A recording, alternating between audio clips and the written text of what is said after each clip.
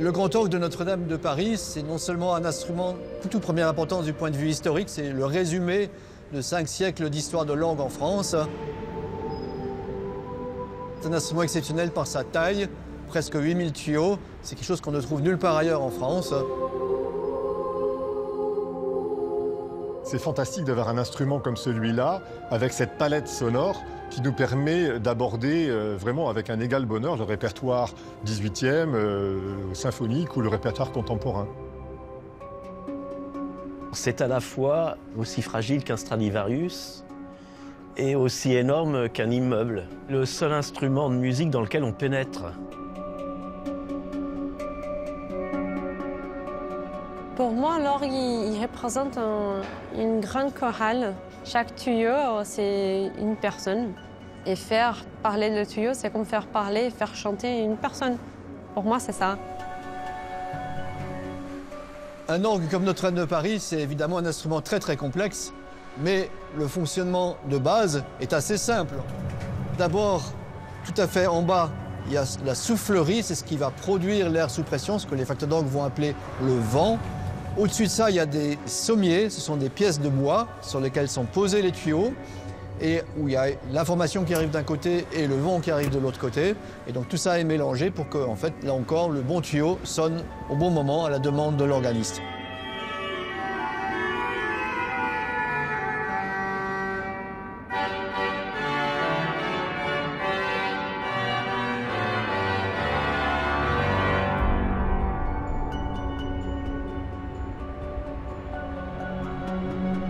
Ma première pensée n'a pas été pour l'orgue, elle a été vraiment pour la cathédrale elle-même. Parce que de toute façon, sans la cathédrale, il n'y a pas d'orgue. J'étais très inquiet parce que je me disais, voilà, c'est quand même un des instruments les plus importants de France qui est ici. Il était fort possible que l'instrument disparaisse à tout jamais.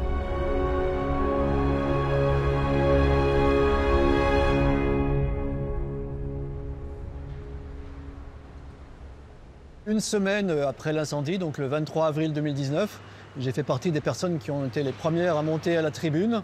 Et il y avait effectivement une inquiétude de savoir ce qu'on allait trouver, une angoisse.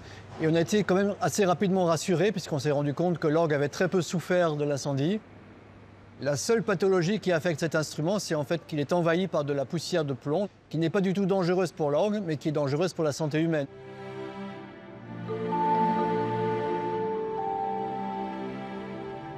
L'orgue n'a pas souffert du feu ni de l'eau, mais cet énorme trou à la croisée du transept a fait qu'on est dans la cathédrale comme à l'extérieur. Donc humidité en hiver, sécheresse en été, changement de température important, ce qui fait que le bois réagit plus ou moins bien. Donc la décision a été prise de déposer l'instrument pour pouvoir le décontaminer. Avec les risques que ça comporte, surtout au niveau de la tuyauterie.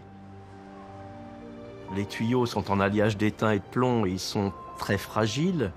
Et certains paramètres, on les modifie d'un dixième de millimètre et la sonorité du tuyau va être modifiée.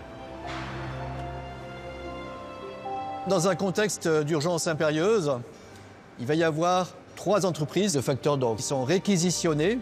Ces 3 entreprises sortent l'instrument de la cathédrale et se répartissent le matériel, puisqu'il faut qu'on puisse faire sonner l'orgue en décembre 2024. Aucune entreprise n'est capable de faire à elle toute seule tout cela.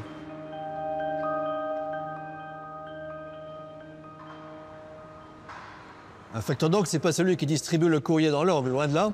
En fait, dans la langue française, on parle de luthier pour les instruments à cordes et de facteur, donc celui qui fait pour les instruments à clavier. On parle de facteur de piano, de clavecin et de facteur d'orgue. C'est simplement celui qui fait.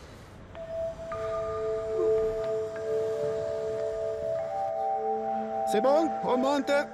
Hop. On va commencer la dépose. Les tuyaux de grande taille ne sont pas trop lourds, mais il faut faire la manœuvre très précise. C'est comme une chorégraphie qu'on doit faire pour les sortir sans les abîmer. Avec l'incendie, je ne sais pas combien de tonnes de plomb fondu s'est volatilisé avec la poussière très fine de plomb qu'on ne voit pas, mais elle est dans l'air tout le temps. Et c'est pour ça qu'on doit travailler sur masque. Ça rajoute de la complexité au travail.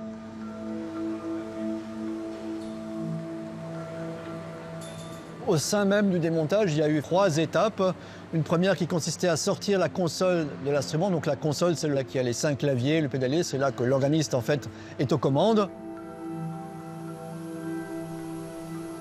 Et c'est seulement à la fin août qu'on a pu véritablement commencer la deuxième étape en fait qui consistait à déposer presque tous les tuyaux, puisque les tuyaux qui sont en façade vont rester en place parce qu'ils sont trop fragiles pour être transportés.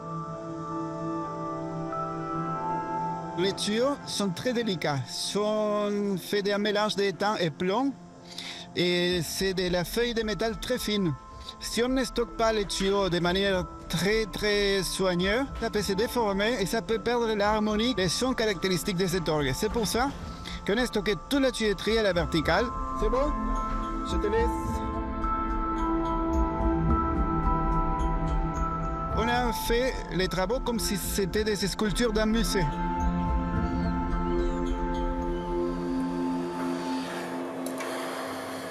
La troisième et dernière phase consiste à déposer les sommiers. Donc les sommiers sont des pièces de bois assemblées sur lesquelles sont posés la plupart des tuyaux et dans lesquels il y a de l'air sous pression. Ça veut dire que quand l'organiste appuie sur une des touches, il y a une petite soupape qui va s'ouvrir pour faire entrer l'air sous pression au bon moment dans le bon tuyau. Ce qui va rester ici, c'est essentiellement le buffet, donc le meuble, l'enveloppe, parce que c'est trop grand pour être démonté, les tuyaux de façade, donc ceux qu'on voit d'en bas, et 4 grands soufflets qui devront être décontaminés et restaurés sur site.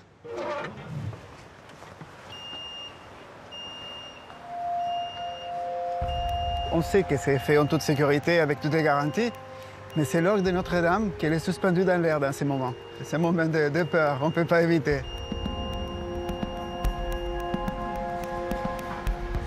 C'est le premier mètre de son long voyage jusqu'à qu'il revienne dans quelques années à Notre-Dame.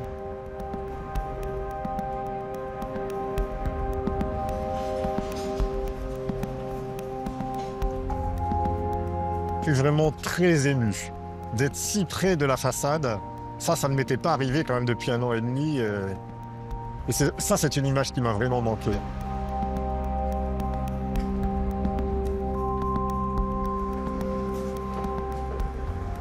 On rentre vraiment dans l'enceinte confinée.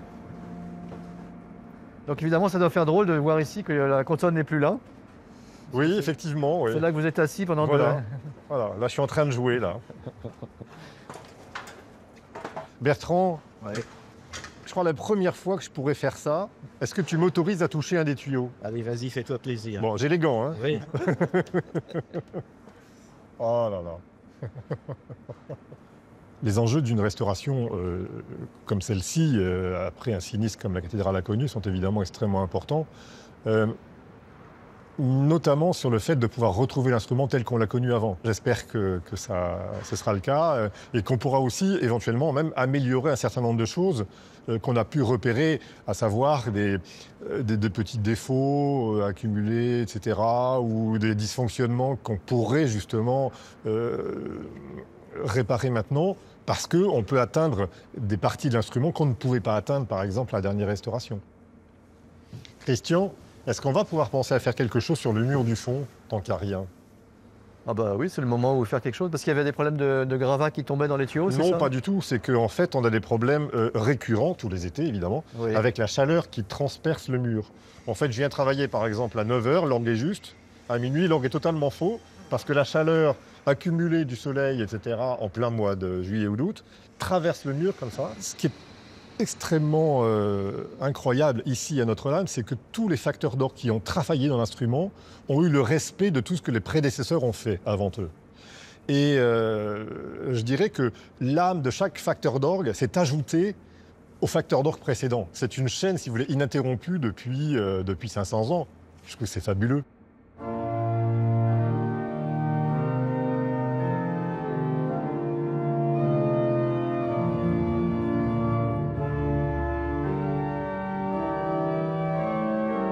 Le rapport qu'on a avec un instrument, c'est d'abord un rapport physique, pour ne pas dire physiologique. C'est-à-dire, beaucoup de sens sont en action, c'est le toucher, c'est l'ouïe, c'est la vue. On peut être impressionné rien qu'à la vue parce que cette console, c'est une machine, et l'orgue, c'est une machine. Donc déjà ça, c'est pas le rapport qu'on a avec la plupart des instruments.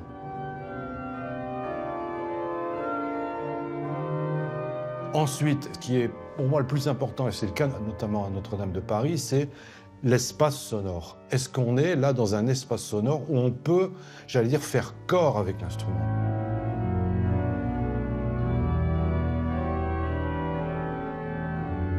On a un meuble, des tuyaux qui ne sont pas juste derrière vous, ils sont à une certaine distance. Ça produit un effet sonore. Est-ce que vous avez un rapport direct avec ça? C'est ça qui est le plus important, et c'est ça, moi, que j'ai ressenti immédiatement à Notre-Dame.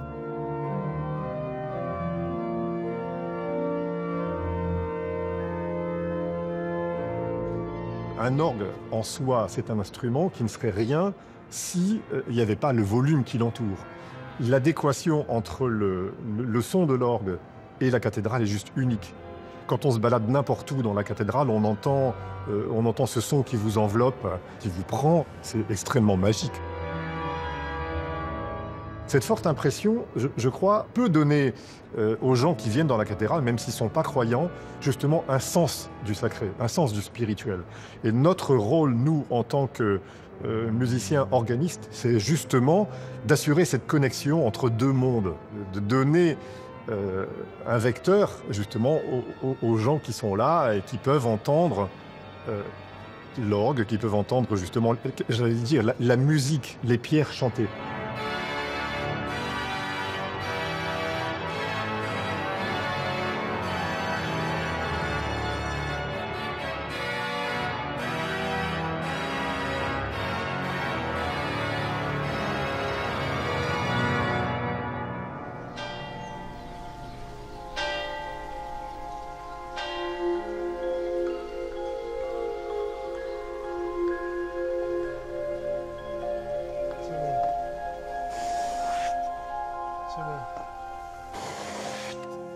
C'est bon. C'est bon. C'est bon. Alors je pense que la première chose qu'il faut rappeler, c'est que évidemment les sommiers, c'est le cœur de la distribution du vent au tuyau. On a tout un ensemble de canaux parallèles les uns aux autres, qu'on appelle les gravures. On est susceptible sur des vieux sommiers d'avoir des communications intergravures, ce qui provoque dans ce cas-là ce qu'on appelle des emprunts. Autrement dit, si on joue la note Do, le Ré qui est juste à côté est susceptible de recevoir un peu d'air. Sur le plan musical, on peut concevoir que c'est quand même extrêmement gênant. Donc aujourd'hui, en fait, ce qu'il faut, c'est rechercher les fuites.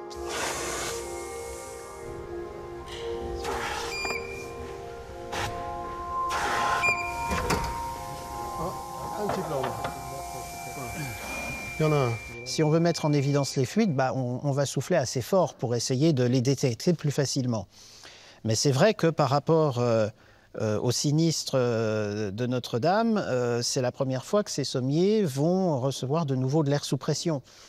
Mais enfin, c'est une phase de test. Ça ne correspond pas à un geste musical. Et pareil, c'est un peu regarde. C'est bon. C'est bon. C'est bon. Il n'y a pas de désir de faire évoluer cet instrument et on tient à le conserver dans une esthétique sonore qui reste rattachée à l'esthétique de son créateur, Aristide Cavaillé-Coll.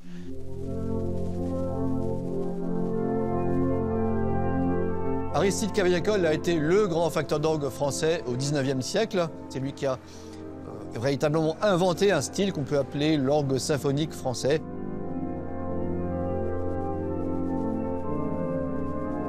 Du fait qu'il n'y avait pas d'organiste très marquant à ce moment-là à la tribune de Notre-Dame, en fait, Cavaillé-Coll a eu un petit peu une sorte de carte blanche et il a un petit peu fait des expériences ici qu'il n'aurait peut-être pas pu faire dans une autre cathédrale ou dans une autre paroisse. En 1868, Aristide Cavaillé-Coll transforme cet instrument tout en conservant les strates antérieures, c'est-à-dire qu'on trouve dans la tuyauterie quelques jeux de Thierry, toute la tuyauterie de François-Henri Clicquot et des jeux neufs d'Aristide Cavaillé-Coll. Alors l'orgue de Notre-Dame de Paris, effectivement, c'est un peu un livre ouvert de l'histoire de la facture d'orgue française.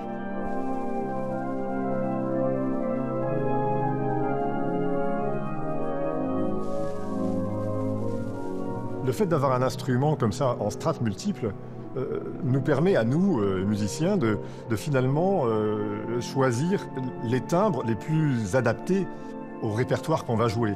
Et c'est vrai que quand on joue par exemple ce qu'on appelle les jeux d'anches ici, on sait qu'on est, et on l'entend très nettement, qu'on est sur un son cliquot de la fin du XVIIIe siècle, alors que certains autres jeux sont vraiment tout à fait typiques de Cavaillé-Coll, et certains jeux sont modernes de Bertrand Cattiot.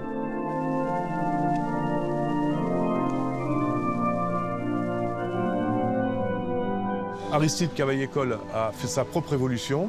Il a fait tout un voyage initiatique dans toute l'Europe. Donc ça, c'était dans les années 1830 à peu près. Et il a vu énormément de factures. Et puis surtout, je pense que c'était un musicien, il écoutait beaucoup de musique. Il écoutait à l'opéra, les concerts d'orchestre, etc. Et je pense que le grand orchestre romantique qui commençait à se développer a dû vraiment l'inciter à modifier sa propre image qu'il avait de l'orgue.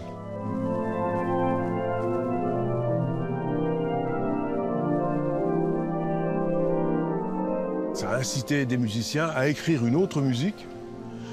Son style à Cavaillé-Coll a évolué. Et le sommet de son évolution, je crois que c'est quand même l'orgue de Notre-Dame.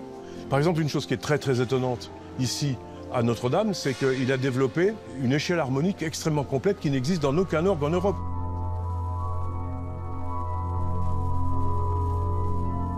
Il est évident que face à l'héritage que nous a laissé Cavaillé, nous, on se sent tout petit.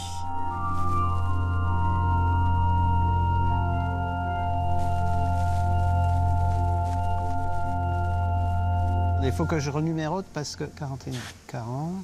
Bonjour tout le monde. Bonjour. Je vois qu'il y a du beau monde. Philippe, bonjour. Bonjour Philippe. Bienvenue à l'atelier. Eh bien, merci. Alors, le fait de voir les sommiers, effectivement, comme ça, de près, j'allais dire à nu, dépouillés, c'est une situation qu'on voit peu fréquemment, parce que ça se produit que lorsque l'orgue est entièrement démonté. La dernière fois, c'était en 1990. Depuis, on n'a pas revu comme ça. Donc, c'est toujours assez palpitant. En même temps, ça pose plein de questions, parce que sur le sommier du 5e clavier, qui est le grand chœur, il y a toujours eu un problème sur le 3e fa, où il était impossible d'accorder les 3 anches. T'en accordais 2, c'était juste. N'importe lesquels. 16-4, 16-8, 8-4. Et tu mets la 3e, ça devient faux. Il y a toujours eu ce problème. Et donc je me dis, il y a un problème quelque part dans le sommier, il y a quelque chose là. Ça soulève des questions et on n'a pas toujours les réponses. Mais c'est vrai qu'en confrontant les points de vue techniques, les points de vue musicaux, les ressentis, on peut arriver à avoir des convictions. L'objectif, c'est de se dire, on a un orgue extraordinaire, il va l'être encore plus, évidemment. C'est ça, l'objectif, c'est que cette restauration redonne tout son rayonnement, notamment sonore, à l'instrument.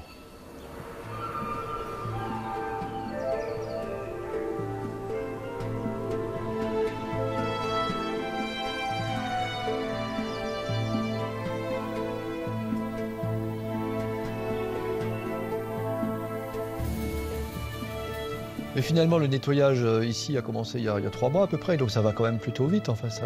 On se rend compte que la tâche va être rude. Il y a quand même presque 8000 tuyaux. Une fois décontaminés, bien nettoyés, les tuyaux sont exactement comme avant l'incendie. Il y a quelques micro-bosses, il va falloir débosser, mais bon, ça c'est rien du tout à faire.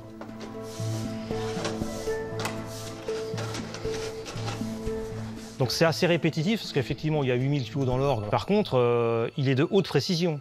C'est un travail de bagnard, mais en même temps d'horloger.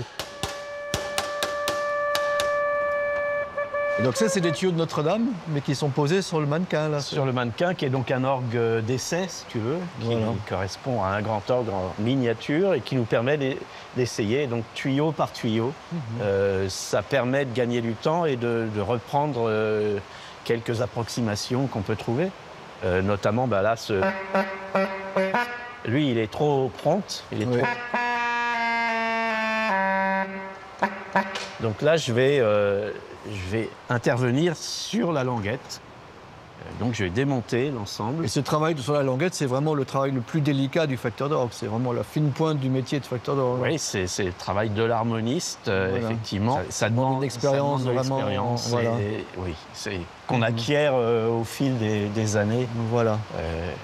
Voilà. Et donc là, je démonte le coin, la languette. C'est des languettes quand même qui sont très malléables en fait. Ah oui, tout à fait.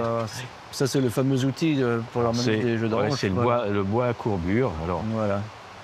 Donc là, je trouve qu'il est un petit peu prompt. Je vais corriger la courbure. Voilà, je vais redonner un tout petit peu de courbure à cet endroit-là, pas là, ni là. Voilà.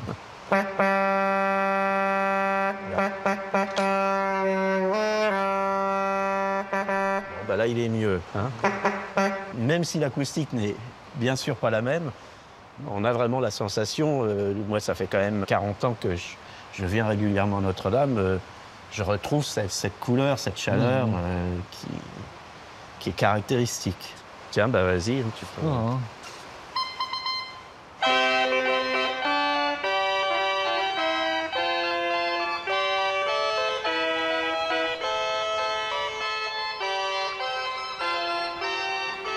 C'est la première fois qu'on entend les sons de l'orgue Notre-Dame depuis l'incendie, donc c'est quand même un moment très émouvant.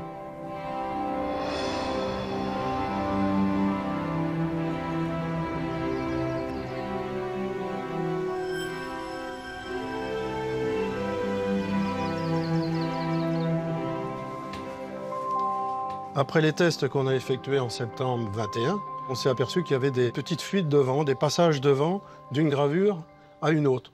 Et donc, pour pallier à ça, on réencolle ces gravures à la colle chaude pour que ce soit un conduit parfaitement étanche d'un côté comme de l'autre pour pas que le vent passe. Voilà.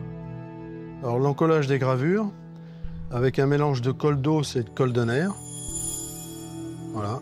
Alors, on passe entre les deux barrages. Voilà, pour que la gravure soit parfaitement étanche. Fin août ou fin septembre, on aura fini ces sommiers. Ça nous libérera pour faire les souffleries sur place. Il y a les grands soufflets à remettre en pot.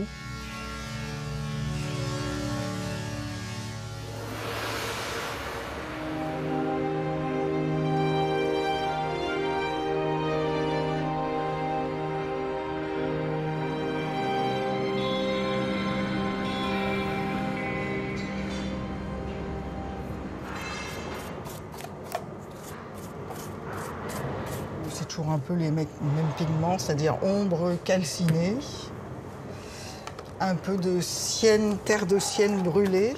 Sur place, il y a eu, durant cet été 2022, un gros travail de restauration du buffet. Et surtout, depuis quelques semaines, il y a eu la restauration de la soufflerie primaire. Ces 4 grands soufflets étaient indémontables et donc ils ont été restaurés sur place. La peau, il faut la travailler un moment. Quand on se met dans des angles comme ça, on a toujours des plis et des replis, des recoins. Et quand vous mettez une peau plate, il faut la mettre en forme. Donc il faut la travailler avec la colle, il faut la travailler un peu à l'humidité avec l'eau, avec des spatules. À l'origine, dans beaucoup d'orgues, il y avait des pompeurs avant. C'était manuel, quoi. C'était des bénévoles qui venaient pomper, qui venaient remplir ces réservoirs. Là, c'est des ventilateurs maintenant, des turbines, quoi. Pour un orgue comme ça, évidemment, maintenant qu'on a des ventilateurs électriques, on aurait pu imaginer avoir des soufflets plus petits qui prennent moins de place dans le soubassement. Mais il était évident qu'il fallait quand même restaurer les soufflets anciens, les réservoirs anciens, ne serait-ce que parce que l'orgue de Cavieécole est classé au titre des monuments historiques, donc il faut évidemment conserver ça, mais aussi parce que c'est ça qui donne ce type de vent particulier qui est lié à l'orgue symphonique français, donc l'orgue parisien de la seconde moitié du XIXe siècle, et que si on change les réservoirs, ça a aussi des incidences sur la sonorité, sur le timbre, sur la dynamique sonore.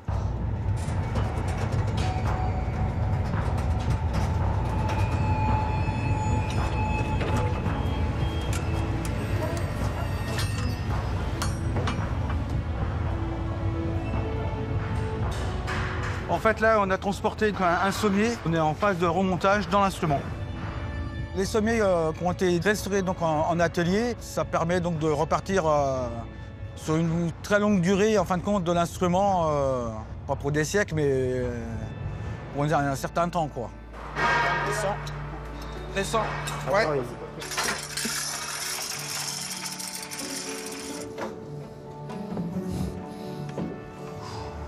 Eh Mathieu. Ouais. Qui c'est qui a démonté les tuyaux là? Bah nous. Eh bah regarde la tête des tuyaux.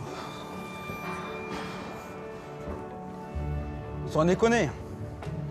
Et il s'agit donc de décabosser les tuyaux de façade. Donc ce sont les tuyaux les plus grands de l'instrument. C'est ceux que le public voit habituellement. Je ne sais pas si vous avez vu, on est juste en dessous. La bosse a commencé à se relever. Encore une fois. Oh, si j'ai envie d'être là dans le moment d'harmonie, ah ben bien sûr. C'est un moment unique, c'est un orgue unique, c'est un instrument unique. Voilà, c'est l'orgue de Notre-Dame de Paris. Ouais, mais tu penses qu'on va prendre combien de temps pour faire l'harmonie totale? Techniquement, si le démontage s'est bien passé et que les tuyaux ont bien été protégés, et il y a les bosses là, on ne devrait pas avoir beaucoup d'harmonie à faire. En revanche, ça va être long. Ça va être long parce que l'orgue est géant.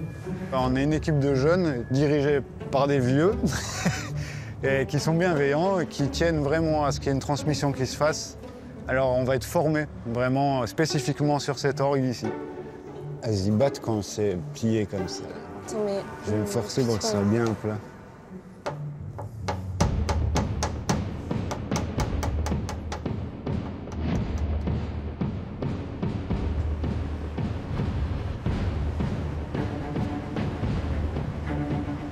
Bon, faut y aller tout doux quand même, qu'on perde pas une roue au passage. Ça frotte, hein.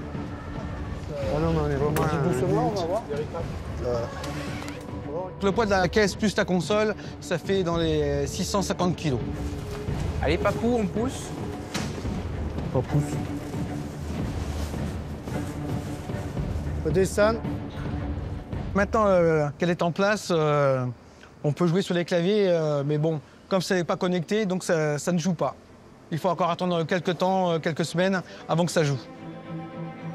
C'est là où c'est le moment, en fait, on va dire magique, entre guillemets.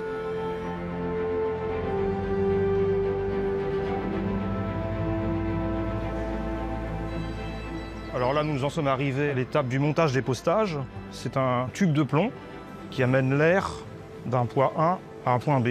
Les gros tuyaux ne peuvent pas loger sur les sommiers. Ils seront déportés, donc il faut un conduit d'air. Postage en plomb collé à la filasse, à la colle chaude. Ça n'a pas évolué tout simplement parce qu'il n'y a pas de meilleur système. Ici, nous sommes en présence d'un très gros orgue, il y a beaucoup de postages, et chaque postage a une forme particulière. Donc, ce sont des pièces uniques à chaque fois. On la pêche un peu. C'est chiant. C'est très mélangé tout ça quand même. C'est très mélangé. Flûte harmonique. Non, j'arrive pas à le pousser. Je peux le guider, mais pas le pousser. Voilà, il est pas en face, je pense. Pas en face? Non, je crois qu'il est pas en face. Quand on teste nos postages, on a des tuyaux qui sont en place, hein, comme ces tuyaux de bois ou la façade. Donc on a les premiers sons, quoi. Voilà. Les premiers tuyaux, on les fait parler entre nous, comme ça, quoi. Voilà. Voilà. Et alors, voilà, comme ça. Voilà.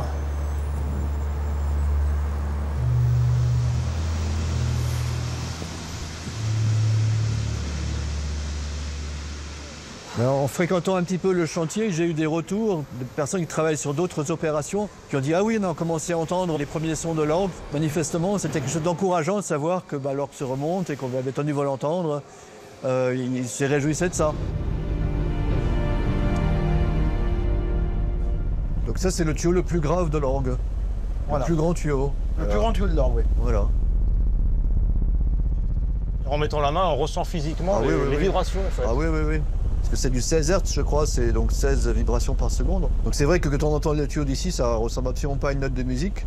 Mais c'est avec l'ensemble des tuyaux, puisque ça c'est un tuyau qu'on va jamais utiliser seul, on va l'utiliser avec d'autres qui vont l'enrober. Et c'est ça qui va donner, en fait, ce tuyau-là qui va donner cette impression de gravité, de profondeur de son qui fait l'effet orgue de cathédrale, si on peut dire comme ça.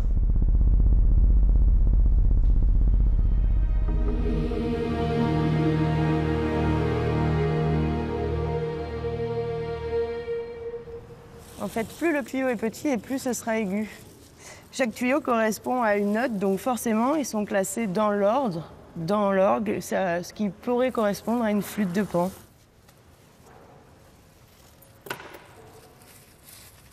Je suis en train de redresser les oreilles, donc en fait, un tuyau d'orgue, ça ressemble un petit peu à un corps humain. On a le pied, le corps et la bouche qui va produire le son. Et donc, on a ce qu'on appelle des oreilles, ça canalise le son. Hop, je vais chercher le dernier. Ouais.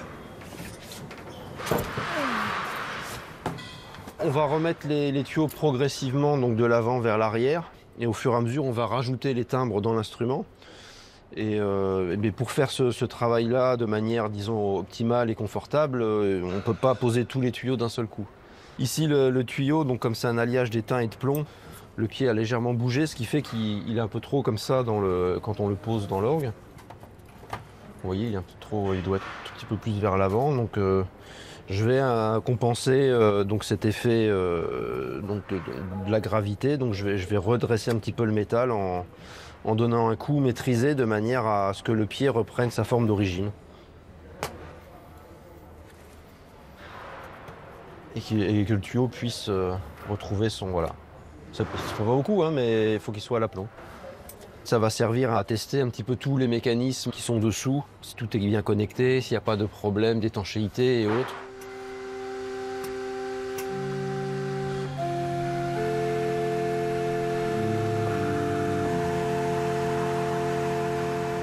Et donc, c'est la première fois que l'orgue rejoue depuis l'incendie. Oui. Ah bah écoutez, c'est un superbe moment. C'est une grande joie d'être là et d'entendre cela. Et alors, c'est en même temps une émotion, évidemment, parce que c'est l'âme de la cathédrale qui revit.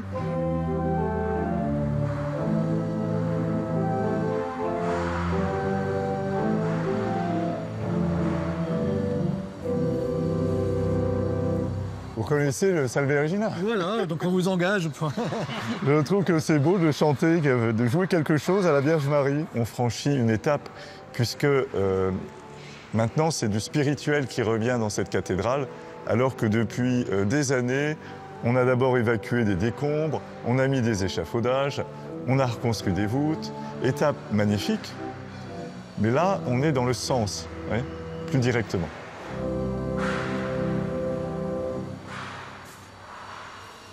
On prévoit une harmonisation en bonne partie de nuit. Et c'est ainsi que ceux qui harmonisent auront le silence dans la cathédrale, parce que jusqu'au dernier moment, il se passera beaucoup de choses dans la journée. On ne va pas chômer jusqu'au 8 décembre 2024, c'est clair.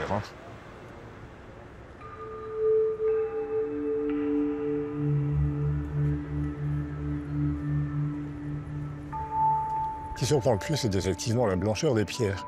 On n'a jamais vu la cathédrale comme ça, avec une pierre aussi propre que ça.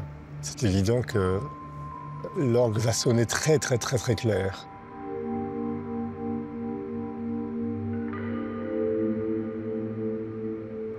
Je trouve qu'il y a une forme de sérénité malgré tout dans le lieu, qu'on perçoit vraiment jusqu'au plus profond de soi. Ça, c'est vraiment très étonnant.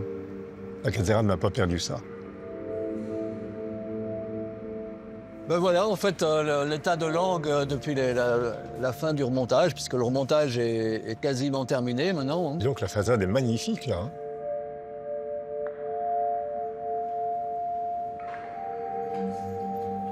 On n'est pas dans les conditions qui permettent de faire le moindre travail d'harmonie. L'harmonie, elle existait. On va plutôt espérer que l'acoustique soit très proche de ce qu'on avait. Mais le fait que la pierre ait été nettoyée, on le voit bien, elle est très claire aujourd'hui.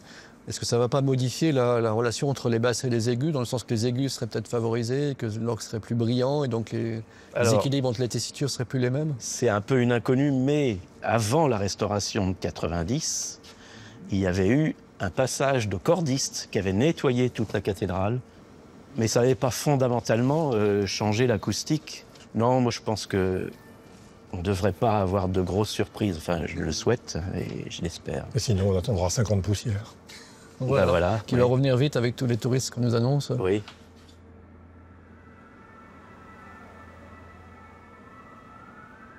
Moi, j'ai quand même hâte d'appréhender un peu l'acoustique de la cathédrale et pouvoir commencer l'harmonisation dans les meilleures conditions. On sent réellement qu'on a passé un cap et maintenant il faut juste attendre tout simplement, en y pensant le moins possible.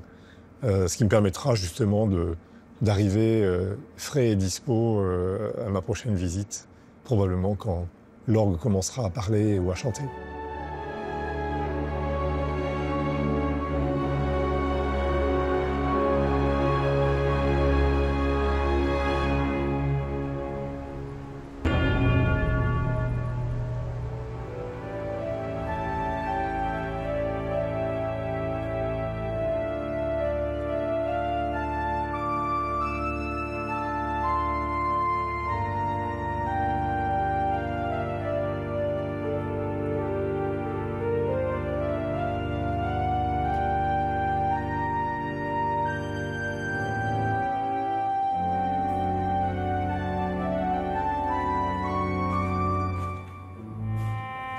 Là, le do est très clair.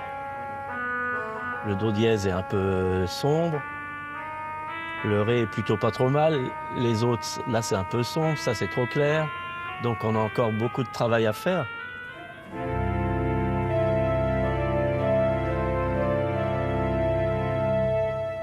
J'ai cette mémoire de l'orgue de Notre-Dame, donc je me retrouve très facilement. Oui, c'est comme un œnologue qui a la mémoire des vins et même des millésimes. Et là, en fait, c'est pareil, on a la mémoire du son, quoi.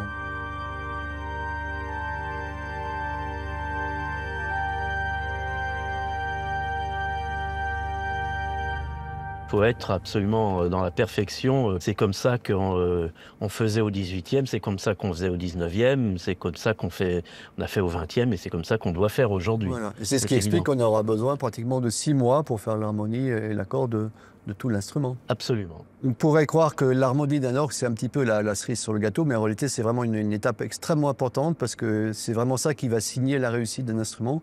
Si une harmonie est quelconque ou raté, l'orgue, même s'il était techniquement parfait, il va être quelconque ou raté. Et donc c'est vraiment ça qui fait qu'un instrument sera exceptionnel ou qu'il sera bien, mais sans plus. Et donc dans le cas de Notre-Dame, c'est encore beaucoup plus important, puisque en fait, je pourrais dire qu'on nous attend au tournant, quoi. Il y a eu suffisamment de prophètes de malheur qui ont dit que de toute façon l'orgue ne sonnerait plus comme avant, et que de toute façon on a perdu l'orgue, et voilà. Et en fait, le but c'est quand même de montrer, si on arrive à retrouver le son tel qu'il était avant et que rien n'a été perdu. Donc c'est quand même un défi important que les facteurs d'orgue auront à relever.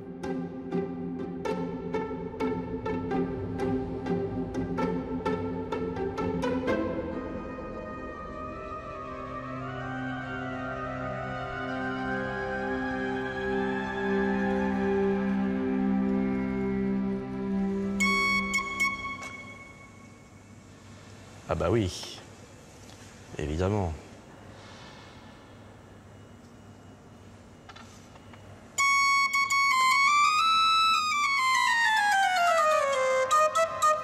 Alors là, quand je passe les tuyaux au mannequin, que ce soit ici dans la salle nord ou que ce soit dans la nef ou autre, c'est vraiment un travail simplement de vérification des tuyaux. C'est toutes ces petites vérifications qui permettent aux tuyaux d'être au maximum de leurs possibilités. Et avant de les avoir mis dans l'orgue, ça permet de gagner du temps, puisque c'est en voyant le tuyau qu'on sait ce qui peut ne pas marcher. Le travail propre à Notre-Dame se fait quand les tuyaux sont dans l'instrument, dans l'orgue, à leur place, où là, on bénéficie de l'acoustique, et en fonction de l'acoustique, on va réagir. Dans le chantier énorme de la restauration de Notre-Dame, on a le silence complet qu'à partir de 22h jusqu'à 6h du matin. Donc ça implique de travailler dans des conditions qui ne sont pas habituelles, pour nous en tout cas. On a une équipe dans la journée, une équipe la nuit. Moi, j'essaye de superviser tout ça. Après avoir passé les tuyaux au mannequin, je passe le relais à Laurent et Itaru, qui vont finaliser ce que j'ai fait, donc améliorer une fois les tuyaux dans l'orgue et dans l'acoustique. Donc là, on entend voilà, deux tuyaux un peu faibles. Donc Laurent va prendre le relais, il va indiquer à Itaru ce qu'ils doivent faire.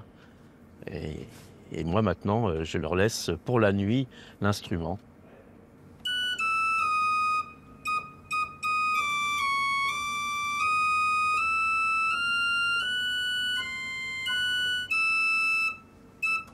L'attaque? Alors là, il y a un défaut de l'attaque, c'est-à-dire le biseau qui est trop bas. Le biseau, c'est la plaque qui sépare entre le pied et le corps. Ici, à ce niveau-là, il y a une plaque de séparation. Donc là, je vais remonter un tout petit peu à l'aide d'une tige.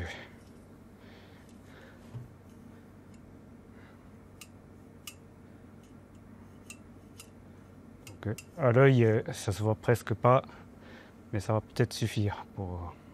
Ma boussole, en fait, c'est les tuyaux eux-mêmes. C'est-à-dire, je prends un tuyau, je vais souffler dedans ou l'écouter quand il est sur le sommier. Et c'est lui qui va guider. Alors, ces tuyaux, ils ont parlé, je les entends effectivement depuis 50 ans. Donc, la mémoire auditive, elle est à la fois fluctuante et on peut oublier, mais quand même. Très étroit, bouche haute, ouais. Hein, tu te souviens, ça c'est...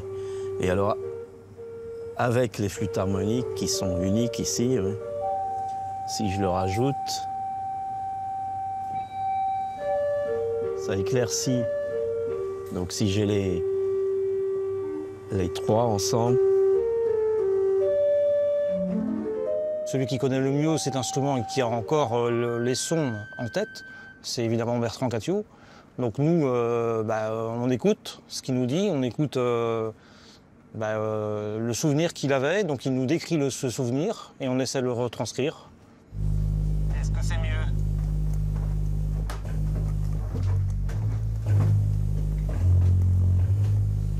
Non, ça n'a rien fait. Parfois, un tuyau peut s'harmoniser en 10 secondes. Et parfois, comme celui-ci, ça fait déjà presque 1 heure qu'on est dessus. Et on a du mal. Mais on va y arriver. Non, c'est trop. Attends. Trop. Non, vas-y, continue.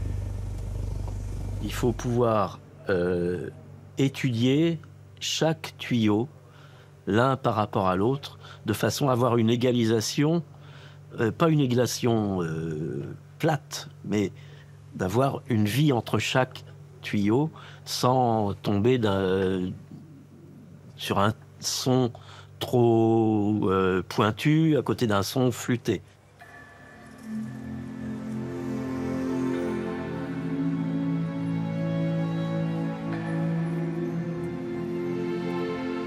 Les égalisateurs, eux, ils règlent l'intensité de chaque tuyau, pour qu'elle soit progressive, etc. Voilà, ils ne font que ça. Et la journée, par contre, il faut mettre ça à l'accord définitif. Voilà. Donc, l'accord définitif, on joue sur la hauteur du tuyau, comme ceux-ci, là, par exemple, vous voyez. Ils sont pile coupés à la longueur. Alors là, on a des outils spéciaux qui referment un petit peu le haut du tuyau ou qui l'ouvrent. C'est tout donc le travail qui peut se faire la journée. Et bon, il est très lent parce qu'on n'a pas le silence. En principe, on va beaucoup plus vite. Mais enfin, bon, c'est comme ça. Et on va s'y faire et on va survivre. Hein, voilà. Hier, c'était des marteaux-piqueurs. Aujourd'hui, c'est des marteaux.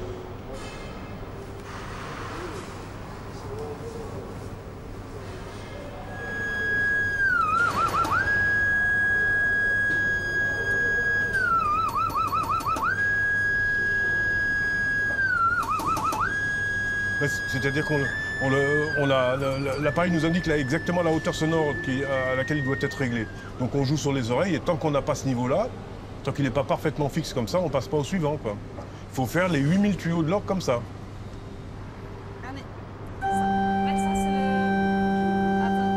Ça, c'est le 16, avec le 8. Non, avec le précédent. Parce que le 8, il est instable, alors... Tiens, mets-toi à la machine là-bas. Attends.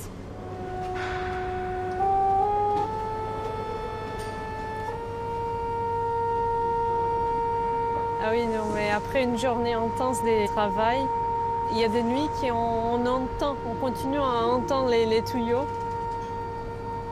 faut avoir la patience, ça avance lentement. Ici, on se rend compte que c'est colossal, le travail. On y est, c'est en train.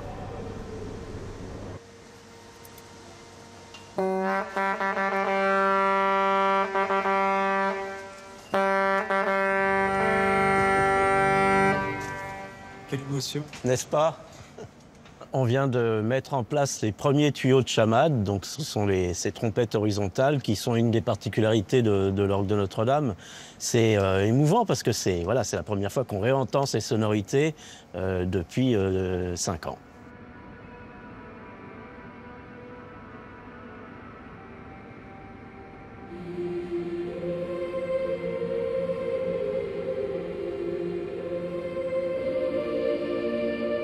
Eh ben, ce qui me fait plaisir, c'est que je vois qu'au fur et à mesure des semaines et des mois, il y a de plus en plus de jeux, de plus en plus de tuyaux. Donc ce qu'on entend prend de l'ampleur. Aujourd'hui, on a le plaisir d'accueillir 2 grands organistes de la cathédrale, messieurs Latry et Lefebvre. Et donc ils viennent prendre la mesure de ce qui se fait ici, constater le travail qui avance, et puis aussi donner leurs impressions et peut-être faire quelques recommandations pour la suite des travaux.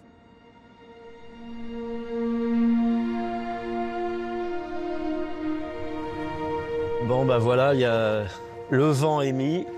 Tous les jeux sont utilisables. Donc il faut peut-être se mettre au clavier.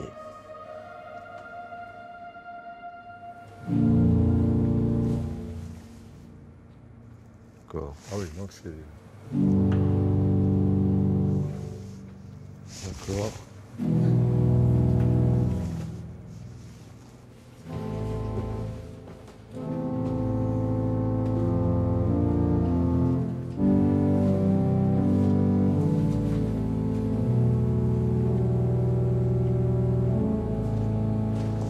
Il manque de l'acoustique, hein. Ça c'est clair. J'ai parfois un peu de mal à reconnaître certaines choses, mais je pense que c'est vraiment dû au rapport avec l'acoustique, qui est vraiment modifié par tout ce qu'il y a encore dans la cathédrale, évidemment. Il faut imaginer quand même que là, il y a encore de l'échafaudage dans le transept, avec ce grand rideau qui masque complètement la moitié de la cathédrale. Donc si on enlève 50% d'un volume, évidemment que ça ne va pas forcément sonner de la même manière. Le travail, en fait, historique, qui est fait également par les facteurs d'orgue, c'est de dire finalement sur la matière, les tuyaux, c'est de la matière, c'est du métal ou du bois. Et le souffle qu'on envoie dans cette matière, c'est ça qui le rend vivant. Et tout le travail qu'on a aussi dans les essais qu'on fait là, c'est de dire, est-ce qu'on retrouve ça? Est-ce qu'on retrouve ces sensations-là? Est-ce qu'on entend en même temps l'histoire de cet orgue?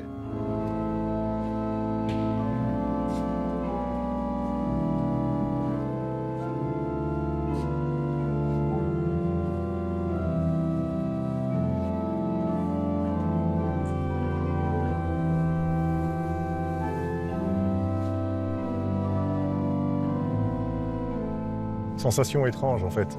Comme quand on rencontre un membre de la famille qu'on n'a pas vu depuis des années.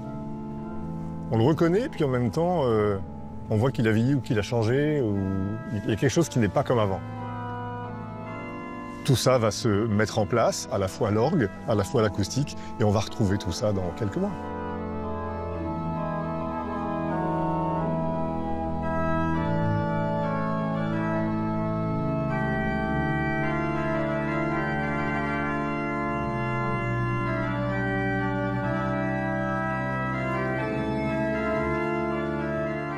Le ressenti en facteur d'orgue, bon, on l'a parfois comme ça, mais au prix de nombreux efforts.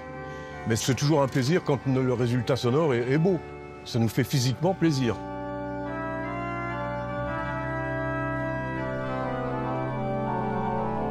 À partir du moment où on va arriver au bout de cette belle aventure, il y aura forcément une sorte de tristesse. On va en fait rendre l'instrument aux organistes, du coup il va un petit peu nous échapper. Un orgue, ça peut être très petit, et ça peut être gigantesque comme celui-ci. Moi, c'est ce que j'aime dans l'instrument, à la fois cette délicatesse et puis cette majesté, cet orage qui gronde d'un seul coup, c'est merveilleux. L'orgue, c'est vraiment un orchestre. Et c'est là que vient tout le savoir des organistes, des musiciens, de le mettre en valeur.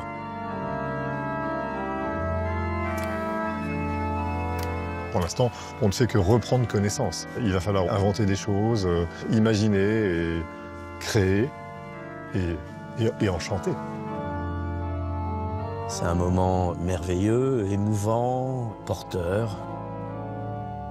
L'orgue de Notre-Dame, c'est un monstre, mais un beau monstre que tout le monde attend.